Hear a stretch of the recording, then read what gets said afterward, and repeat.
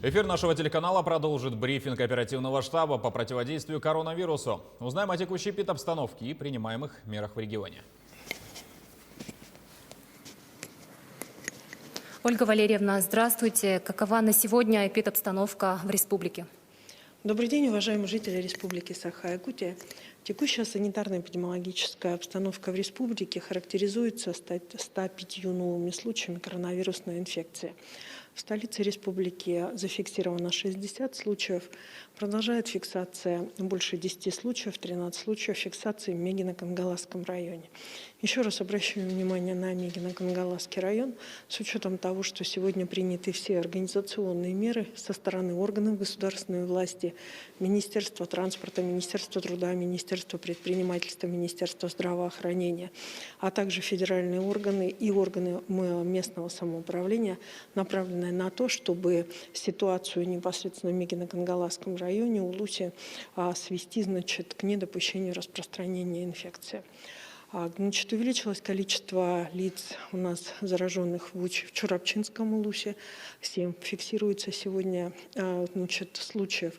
Вчера состоялось заседание, индивидуальное рассмотрение Чурапчинского, в том числе Улуса, Усть-Алданского и Татинского, на которых, по нашему мнению, является осложненной ситуацией. Соответствующие меры в Улусе будут приниматься.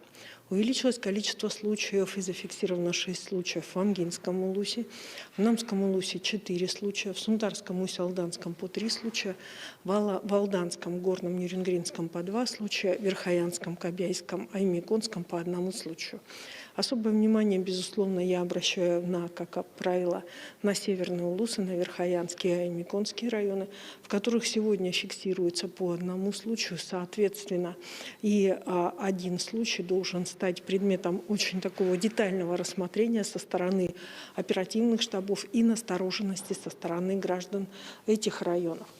За сутки нами проведено 1846 исследований на новую коронавирусную инфекцию, и в целом по республике за весь период пандемии обработано 1 071 938 тестов. В настоящий момент продолжается работа по вакцинированию населения на территории республики. В целом количество вакцины на территории республики составляет 136 084 дозы вакцины. Получили вакцину на настоящий момент 113 299 человек в республике.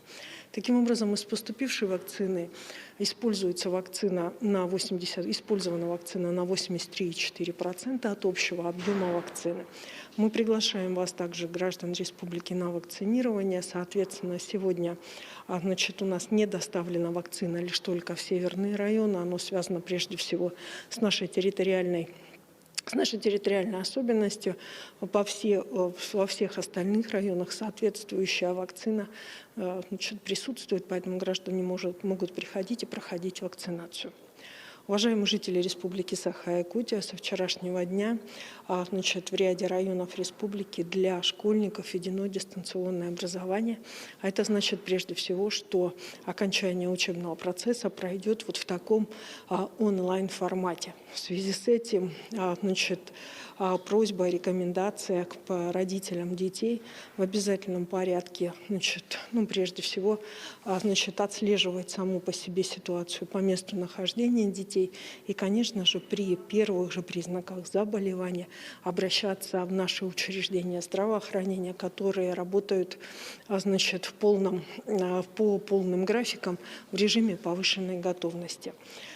Уважаемые жители Республики Саха-Якутия, действительно впереди лето, и сейчас очень многие планируют свои выезды в Улусы и районы республики.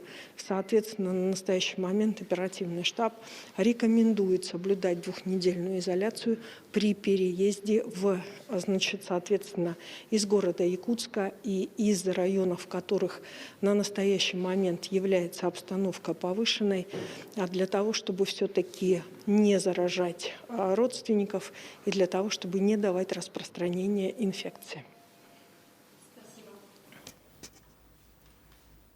Это был брифинг оперативного штаба по противодействию коронавирусу с последней информацией о текущей эпидобстановке. Далее о других новостях в России и регионе. А вот главные темы. Ледоход на Олене за сутки прошел почти 150 километров. Сколько осталось до границы с Якутией? Весенняя уборка в частных дворах может закончиться пожаром. Ответственные ведомства Алекминска проводят рейды и накажут тех, кто ждет мусор. Белого медведя, который около месяца хозяйничал в Тампонском районе, доставили в Якутск. Какова его дальнейшая судьба? Половодье на реке Лени в Иркутской области проходит стабильно. До границы с Якутией остаются чуть более 200 километров. Нижняя кромка льда находится в 15 километрах ниже по течению от населенного пункта Коршунова Киринского района Иркутской области. Динамика за сутки 146 километров. До границы с Якутией 201 километр. В пределах Сунтарского и Нюрбинского районов на реке Вилюй продолжается повышение уровней воды с интенсивностью 10-70 сантиметров в сутки. Есть закраины. На территории Сунтарского района под поселком Сунтар наблюдается редкий ледоход. Основное движение ожидается в конце этой недели. Все службы находятся в готовности, организованы пункты временного размещения людей в случае ЧС. Особое внимание уделяется 4 домам, которые подпадают в зону подтопления по улице Речников. По прогнозу гидрометеорологов, подвижки и ледоход ожидается в районе от 13 по 18 мая. Но ожидается уровень воды, многолетний, нормальный уровень воды. По подготовке безопасного пропуска паводковых вод в 2 местах на реке Вилюй и в устье реки Марха были проведены работы по зачернению. В Мархе в настоящее время также наблюдается рост уровня воды и закраины, и ледоход ожидается тоже в эти сроки. Тем временем на особом контроле МЧС находится и лесопожарная обстановка. На сегодняшний день на территории Якутии действуют 3 природных очага на общей площади 28 гектаров. Проводится постоянное маневрирование сил и средств. На тушение привлечено 13 мобилизованных граждан, 34 работника Рослесхоза и 8 единиц техники. Оборудованы минерализованные полосы, имеются естественные преграды. Кромки пожаров со стороны населенных пунктов отработаны. В целях профилактики в Аймиконском районе введен особый противопожарный режим. К другим новостям. Глава Минприроды рассказал о запасах нефти и газа в России. Александр Козлов поведал, что при текущем уровне добычи черного золота хватит на 59 лет. Природного газа и того больше, на 103 года.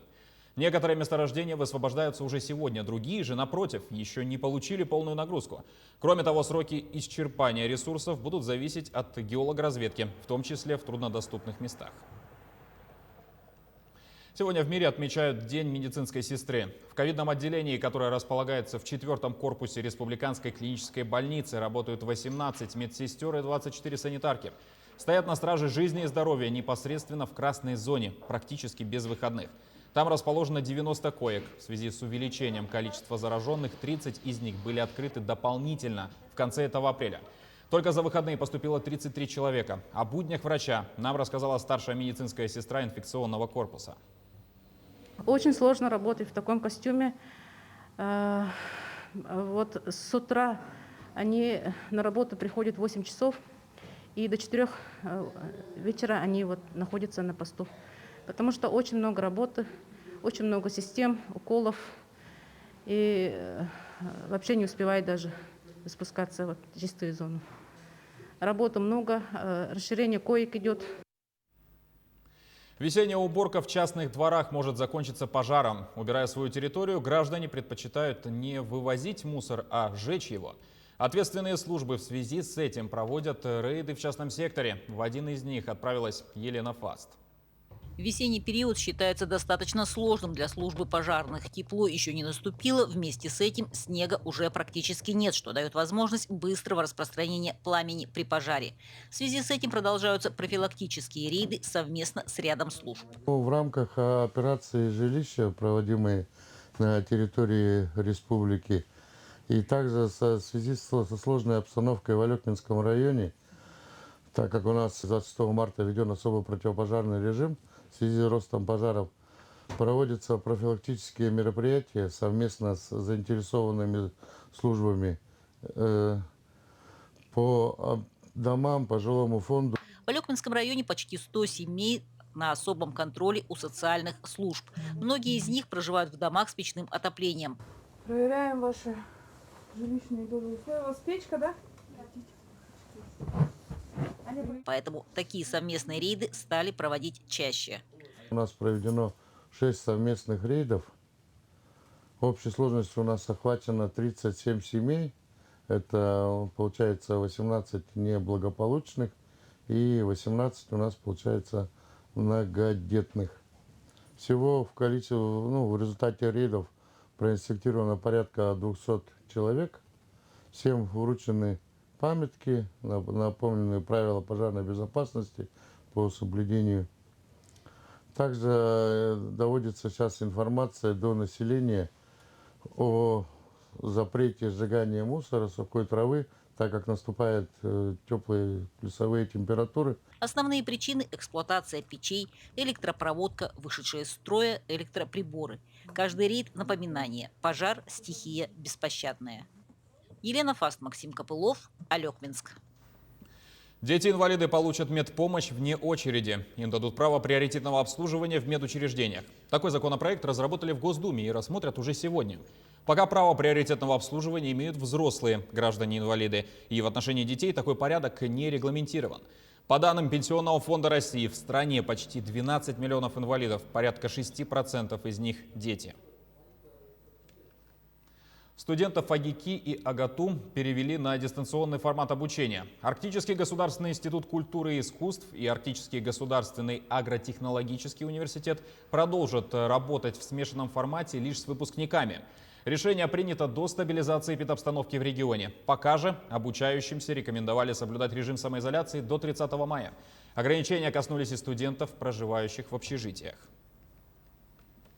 Вертолет с белым медведем, отловленным в поселке Джибарики-Хая, прибыл в Якутск. Об этом рассказал министр экологии Сахамин Афанасьев. Сегодня в Москве пройдет заседание комиссии по редким и находящимся под угрозой исчезновения животным, где будет принято решение по дальнейшей судьбе медведя. Перелет в Якутск он перенес неплохо. По прибытию его отправили в зоопарк Артадайдо для передержки. Сахамин Афанасьев заявил, что есть два варианта развития событий. Это выпуск в естественную среду на море лаптевых или же дальнейшая передержка в зоопарках страны. Медведь угрожал, конечно, людям. Он зашел уже в поселок.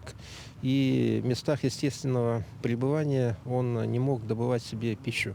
В связи с чем было принято решение направить оперативную группу Минэкологии. Ребята справились очень хорошо с поставленной задачей. Помог нам экипаж полярных авиалиний. Медведь перелет перенес неплохо.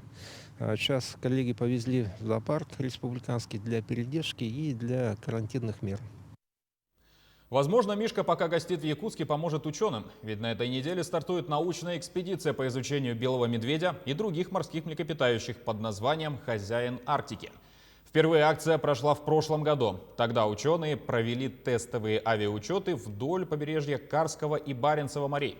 В этот раз исследуют малоизученные акватории. Для этого 14 мая из аэропорта Тикси вылетит самолет с учеными на борту на поиски медведей по 10 маршрутам, каждый не менее 1000 километров. Главная задача – это сохранение краснокнижных животных Арктики. Проект поможет понять, сколько сегодня белых медведей живет в Якутии, определит ареал их обитания и пути миграции.